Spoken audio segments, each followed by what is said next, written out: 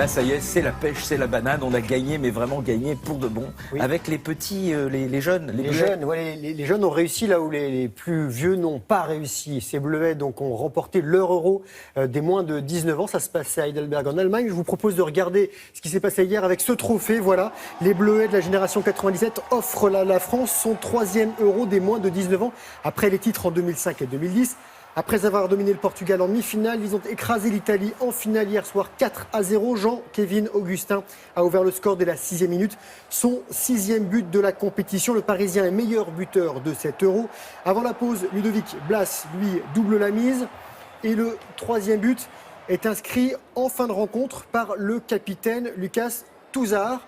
Et vous allez le voir, il y a encore un but dans les temps additionnels. En temps additionnel, Issa Diop qui porte le coup de grâce. Ces jeunes bleus voient grand et rêvent désormais d'un titre mondial l'an prochain en Corée du Sud chez les moins de 20 ans. Et puis le Tour de France s'est terminé hier, ça y est, sur les Champs-Élysées. Alors pas de surprise sur les Champs-Élysées, mais quand même là aussi une petite fierté française. Il y a un Français qui est quand même deuxième sur le podium. Dernière étape, c'était entre Chantilly dans l'Oise et donc les Champs-Élysées. Comme vous l'avez dit, pas de surprise, on regarde ce qui s'est passé hier. Et cette dernière étape ne présente jamais un énorme intérêt sportif, mais elle demeure quand même l'occasion pour les sprinteurs de s'exprimer une dernière fois. Et au bout des 113 km, c'est l'Allemand André Greipel qui s'est imposé devant le Slovaque Peter Sagan. Le Britannique Froome, lui, a trinqué à son 3e sacre sur la grande boucle après ceux de 2013 et 2015. Le Français, Romain Bardet, 25 ans, s'offre la 2e place devant le Colombien Nairo Quintana. Et l'année prochaine, le Tour partira de Düsseldorf le 1er juillet pour arriver le 23 juillet sur les Champs-Élysées. Et quelques minutes après les cyclistes, c'est Teddy Riner qui est monté sur le podium. Officiellement, ça y est. Voilà, il est le porte-drapeau de la délégation pour les JO. Il est champion olympique, octuple champion du monde de judo. Il a été désigné par ses pairs, par les athlètes. Et l'épéiste Laura Flessel, porte-étendard il y a 4 ans à Londres, lui a remis ce drapeau.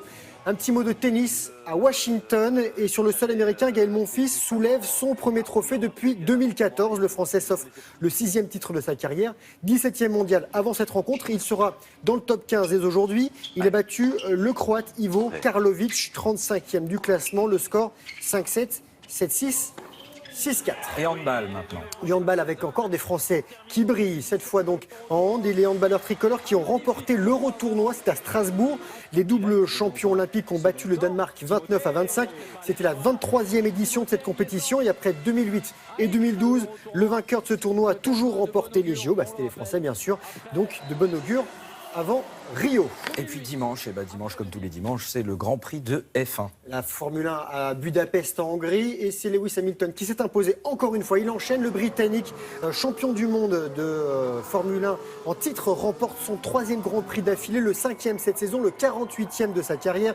Lewis Hamilton qui vise un 4e sacre planétaire a devancé son coéquipier, l'Allemand Nico Rosberg et l'Australien Ricciardo. Ça c'est un petit mot de football, on termine comme on a commencé, pardon. Et c'est le PSG qui est du côté de Eugene dans l'Oregon pour l'International Champions Cup qui oppose le Gotha du foot européen.